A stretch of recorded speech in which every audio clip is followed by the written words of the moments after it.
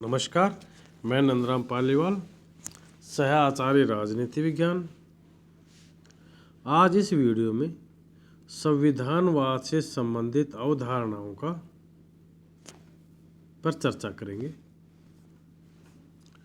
पिनोक Smith के अनुसार उदार लोकतंत्रों की अवधारणा ही संविधानवाद की सही अवधारणा है, किंतु यह मान्यता ठीक नहीं है।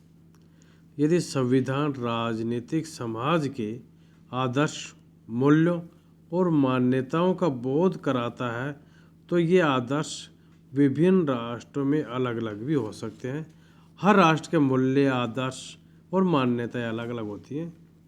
अतः भिन्न संस्कृति वाले देशों में संविधानवाद की अवधारणाएं भी भिन्न भिन्न हो सकती हैं। अतः उद्देश्यों की प्राप्ति के साधनों के आधार पर संविधानवाद की 3 अवधारणाएं हैं। यानी सामान्य उद्देश्य और इन उद्देश्यों को किस प्रकार से प्राप्त किया जा सकता है, इसके आधार पर संविधानवाद की 3 प्रमुख अवधारणाएं हैं।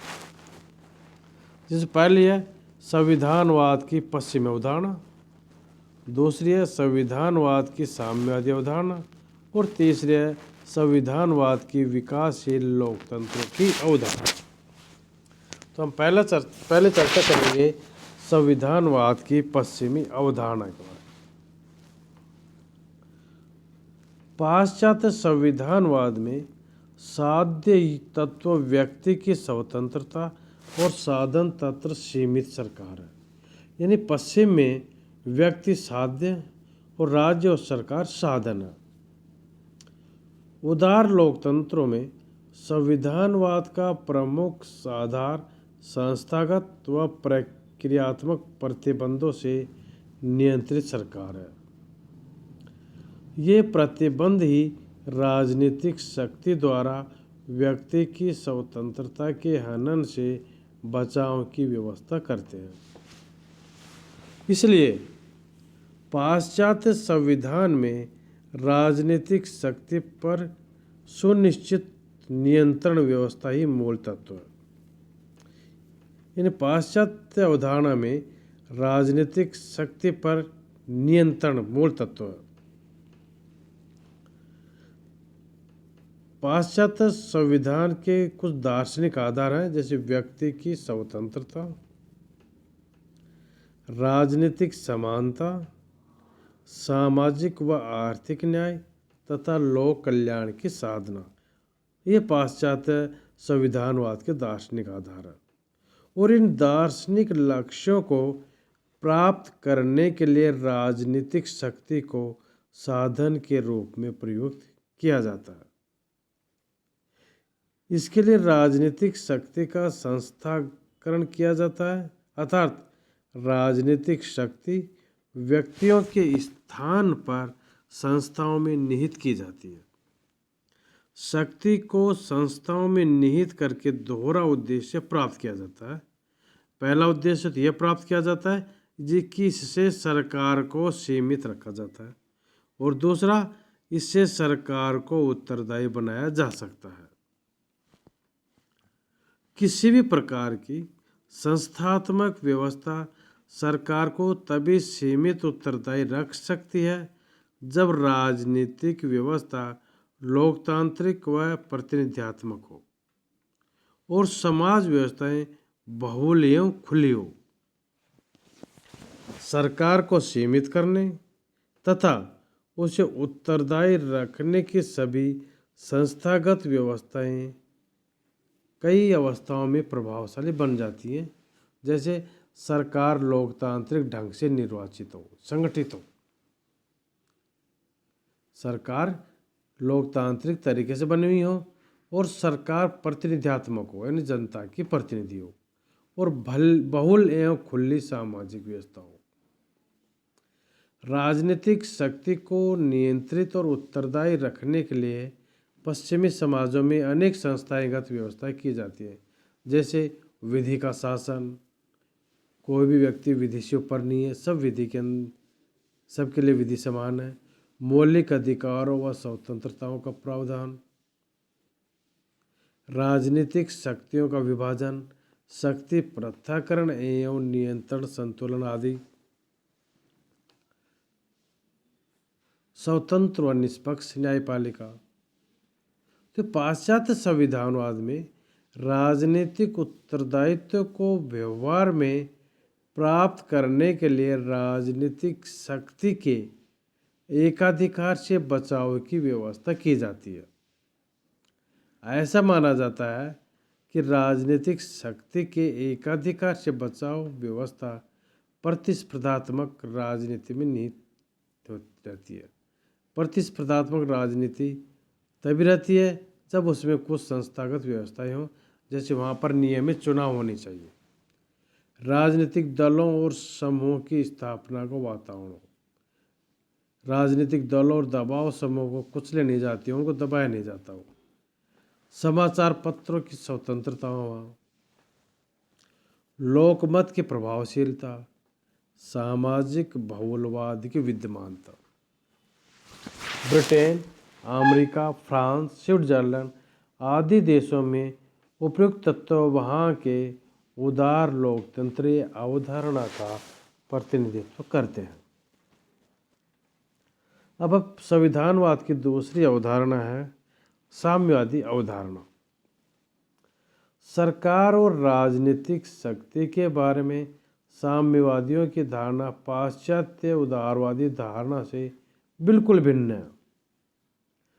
साम्यवादी सरकार की पूंजीपतियों के हाथों की कठपुतली मानते हैं, जो धनिक वर्ग की निर्धन वर्गों से रक्षाई कार्य करती है।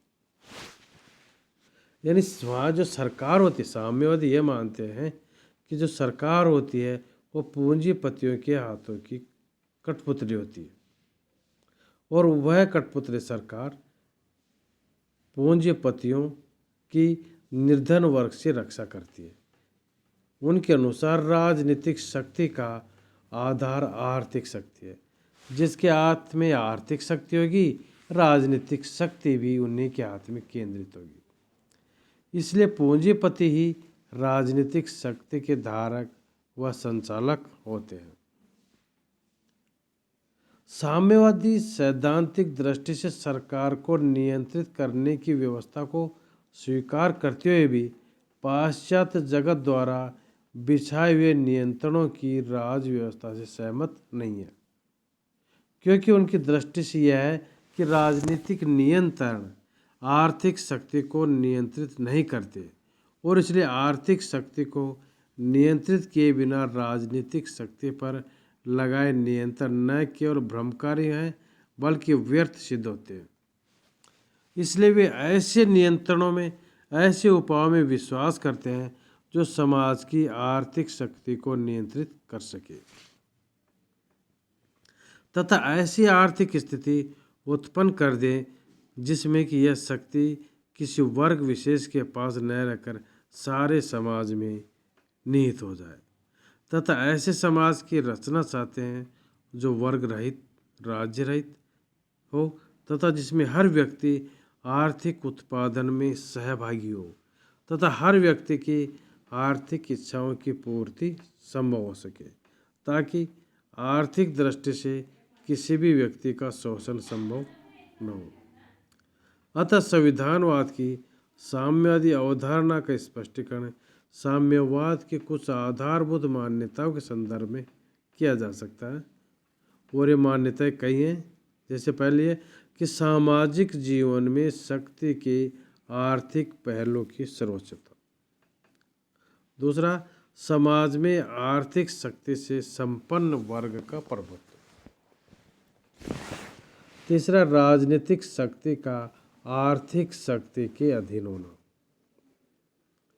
आर्थिक शक्ति को सार्वजनिक सत्ता के अधीन बनाने के लिए साम्यवादी समाजों में प्राय कई संस्थागत व्यवस्थाएं की जाती है, जैसे उत्पादन व वितरण के साधनों पर सार्वजनिक स्वामित्व, सरकार का स्वामित्व हो, संपत्ति का समान वितरण हो, और वहाँ पर साम्यवादी एक दलीय हो, यानी केवल साम्यवादी दल का एकाधिकार हो। संक्षेप में संविधानवाद की साम्यवादी अवधारणा पाश्चात्य संविधानवाद की अवधारणा से भिन्न है। उसके अनुसार उत्पादन व वितरण के साधनों पर सार्वजनिक स्वामित्व व संपत्ति का समान वितरण है। ऐसी आधारभूत व्यवस्थाएं हैं जो राजनीतिक शक्ति के दुरुपयोग को प्रभावशाली ढंग से रोकती हैं और संविधानवाद के आदर्शों को व्यवहार में कुछ लोगों को नहीं, सब नागरिकों को उपलब्ध कराती है। पूर्व सोवियत संघ तथा अन्य साम्यवादी देशों के संविधान में पाई जाने वाली सभी संस्थात्मक व्यवस्थाएं संविधानवाद की स्थापना करती हुई दिखाई देती है, परंतु वास्तव में पूर्व सोवियत संघ में संविधानवाद का अनुसरण नहीं होता था। पूर्व सोवियत संघ में राजनीतिक शक्ति के धारकों पर संवैधानिक नियंत्रणों की सभी संस्थात्मक व्यवस्थाएं केवल औपचारिकता मात्र थी। वहाँ संविधान सरकार पर प्रभावी नियंत्रण की व्यवस्था नहीं करता था। साम्यवादी दल की सर्वोच्चता और तानाशाही के कारण ये संस्थात्मक व्यवस्थाएं निरर्थक बन जाती थी। इसलिए कतिपय आलोचकों का मत है कि सोवियत संघ का संविधान संविधानवाद की अवधारणा के अनुरूप नहीं था। मेयर ने इसे संविधानवाद के विचारों का ही तीक्ष्ण निषेध बताया। अब संविधानवाद की विकासशील लोकतंत्रों की अवधारणा। विकासशील देशों में संविधानवाद अभी तक अस्थायित्व के दौर से गुजरा है और इन विकासशील लोकतंत्र कुछ राजनीतिक समस्याएं भी हैं। जैसे अब सबसे बड़ी समस्या राजनीतिक स्थायित्व की समस्या, दूसरी आर्थिक विकास समस्या, सुरक्षा की खोज, राजनीतिक सत्ता की वैधता की समस्या, आधुनिकीकरण में रुकावटों की समस्या, राजनीतिक संरचना के विकल्पों के चुनाव की समस्या आदि हैं, जिसे संविधानवाद के आधार निश्चित नहीं हो पा रहे।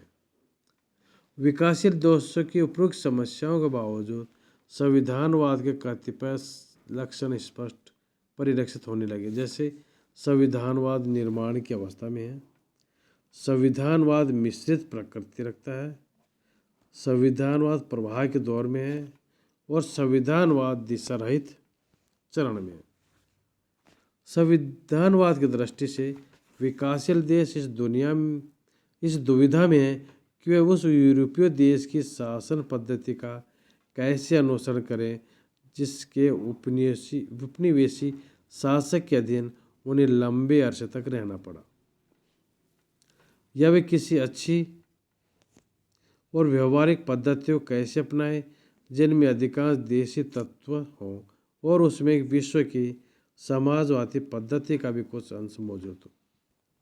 यह भी पता चलता है कि कई विकासशील देश आयात की गई संवैधानिक समस्याओं के साथ संवैधानिक व्यवस्थाओं के साथ प्रयोग कर रहे हैं और एक और उदार लोकतांत्रिक राज्य के आदर्श और दूसरे स्थानीय लोगों की मांगों और आकांक्षाओं के बीच संश्लेषण स्थापित करने का प्रयास करते हैं।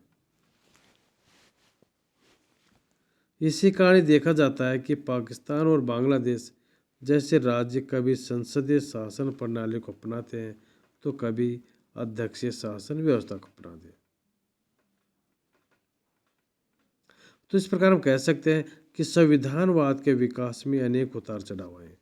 प्रथम विश्व युद्ध के बाद तुरंत बाद राजनीतिक संविधानवाद का भविष्य बड़ा उज्जवल प्रतीत होता था, किंतु इटली में फासिवाद, जर्मनी में नाजीवाद और पूरी यूरोप के राज्यों में अर्ध अधिनायकवाद के जन्म ने हमारी आशा को धूमिल कर दिया। द्वितीय विश्व युद्ध के बाद साम्यवाद और सैनिकवाद का जिस गति से एशिया, अफ्रीका और लैटिन अमेरिका में प्रसार हुआ, उससे संविधानवाद का भविष्य अनिश्चितता के गहरे कोहरे से ढकता हुआ प्रतीत होता। धन्यवाद।